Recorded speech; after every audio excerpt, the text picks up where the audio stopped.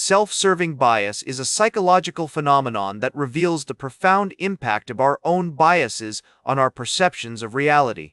It's astonishing how often we attribute our successes to skill and our failures to luck, highlighting the subtle yet pervasive influence of this bias in our daily lives.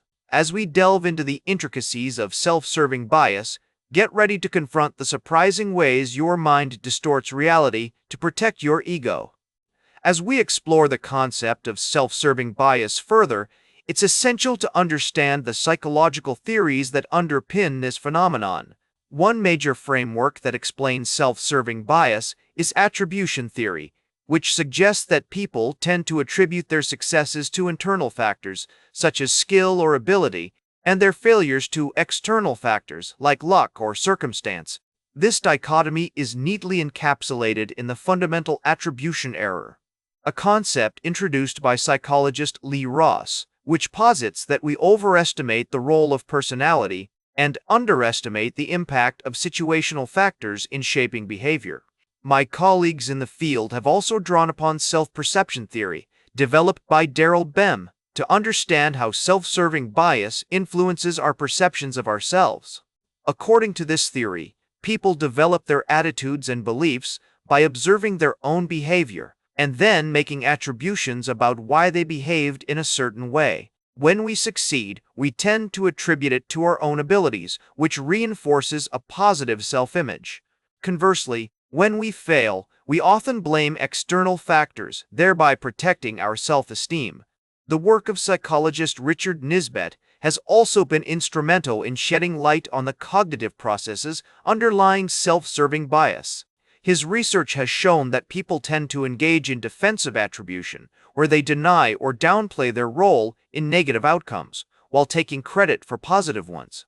This selective attribution pattern serves to maintain a favorable self-image and avoid feelings of guilt, shame, or inadequacy. A notable study by Miller and Ross in 1975 demonstrated the self-serving bias in action. Participants were given either success or failure feedback on a task, and then asked to attribute the outcome to either their ability or luck. The results showed that participants who received success feedback attributed it to their ability, while those who received failure feedback blamed it on luck. This study highlights how self-serving bias can lead us to distort reality in ways that maintain our self-esteem, even if it means misattributing the causes of our successes and failures. In everyday life, understanding self-serving bias can be incredibly valuable. For instance, imagine a manager who consistently attributes their team's successes to their own leadership skills, while blaming external factors, such as market conditions or team members' incompetence, for failures. This bias can lead to an inflated sense of self-importance and a lack of accountability, ultimately hindering the team's performance and growth. Therapeutically, recognizing self-serving bias is crucial in cognitive behavioral therapy (CBT), where clients are encouraged to identify and challenge their distorted thought patterns. By becoming aware of how they attribute successes and failures, individuals can develop a more balanced and realistic self-image, leading to improved mental health outcomes. My experience with clients has shown that acknowledging and working through self-serving bias can be a powerful catalyst for personal growth and increased self-awareness. Research has shown that individualistic cultures, such as those in the Western world, tend to exhibit more pronounced self-serving bias compared to collectivist cultures, where the emphasis is on group harmony and interdependence. This highlights the complex interplay between biological, psychological, and social factors in shaping our biases and perceptions.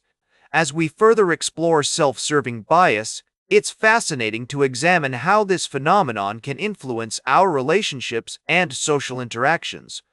One significant aspect is the role of self-serving bias in conflict resolution and communication. When individuals are prone to self-serving bias, they tend to attribute their partner's or opponent's behavior to negative characteristics, while attributing their own behavior to situational factors. This can lead to a lack of empathy and understanding, exacerbating conflicts and hindering effective communication.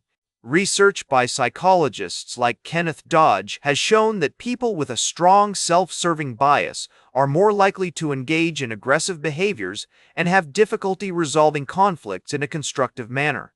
This is because they tend to perceive their own actions as justified and the other person's actions as unjustified, creating an imbalance in the relationship dynamics. A notable study by Baumeister, Stilwell, and Walkman 1990 demonstrated how self-serving bias can affect our perceptions of feedback. Participants were given either positive or negative feedback on a task, and then asked to rate the accuracy of the feedback. The results showed that participants who received positive feedback rated it as more accurate than those who received negative feedback, highlighting the tendency to accept flattering information while rejecting criticism. In everyday life, recognizing self-serving bias can be particularly valuable in the workplace.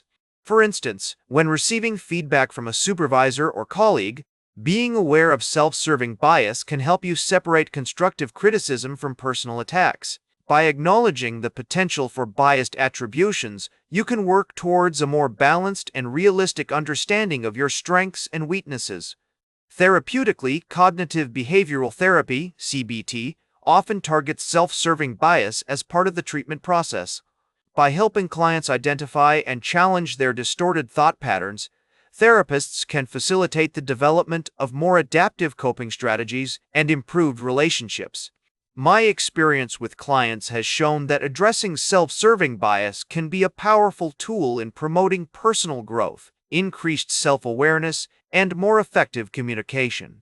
The concept of actor-observer asymmetry is also relevant to our discussion of self-serving bias. This refers to the tendency for individuals to attribute their own behavior to situational factors as an actor, while attributing others' behavior to dispositional factors as an observer.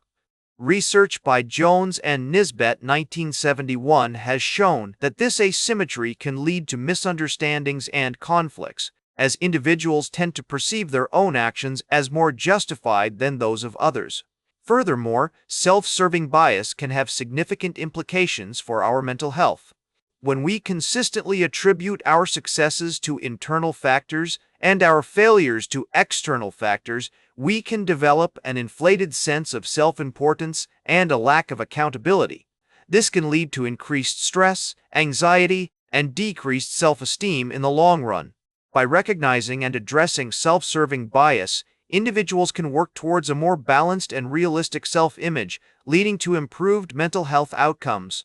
In terms of controversies or debates in the field, some researchers argue that self-serving bias is not always a maladaptive trait.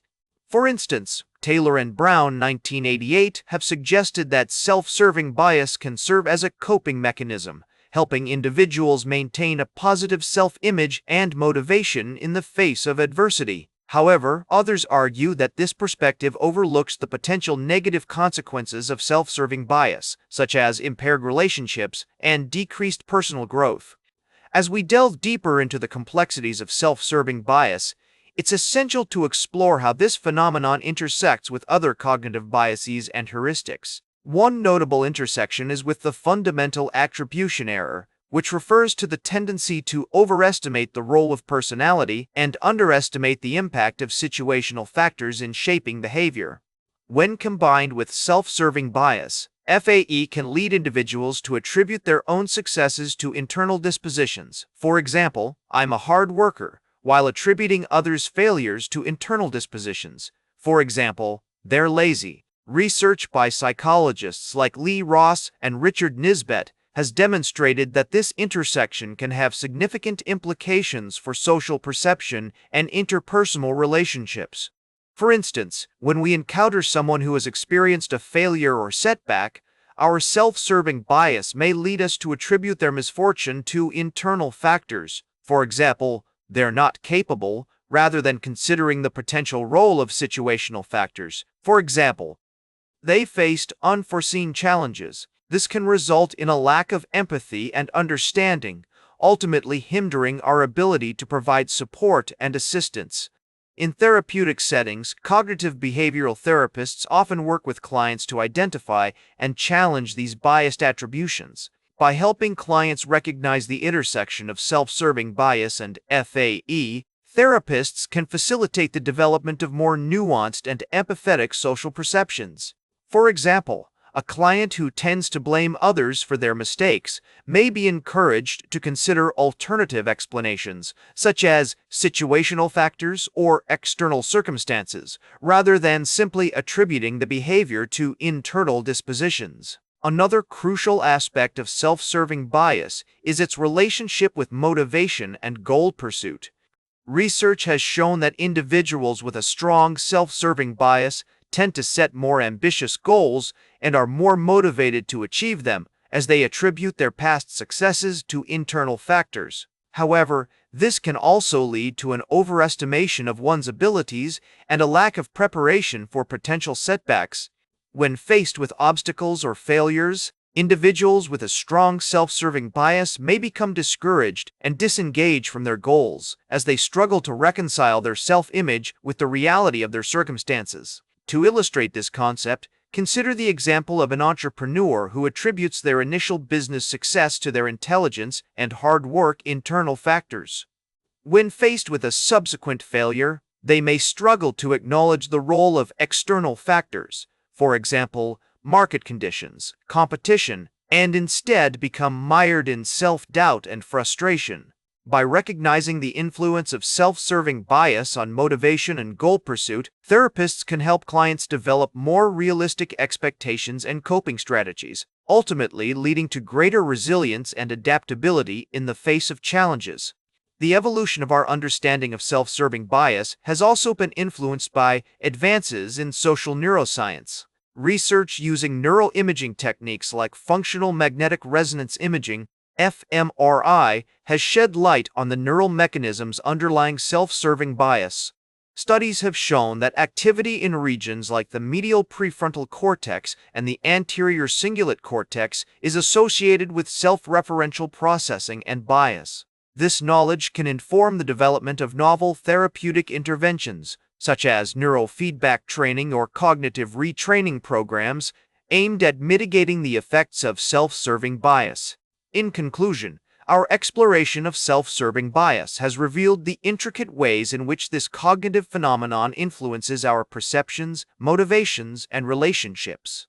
By recognizing the pervasive presence of self-serving bias in our daily lives, we can begin to cultivate a more nuanced understanding of ourselves and those around us. So, as you reflect on your own biases and motivations, consider this. Are you using self-serving bias as a shield to protect your ego, or as a mirror to reveal your true potential? That's all for today's Psych with Sigmund. Remember to like, share, and subscribe, and until next time, may your ego find balance between pleasure and reality.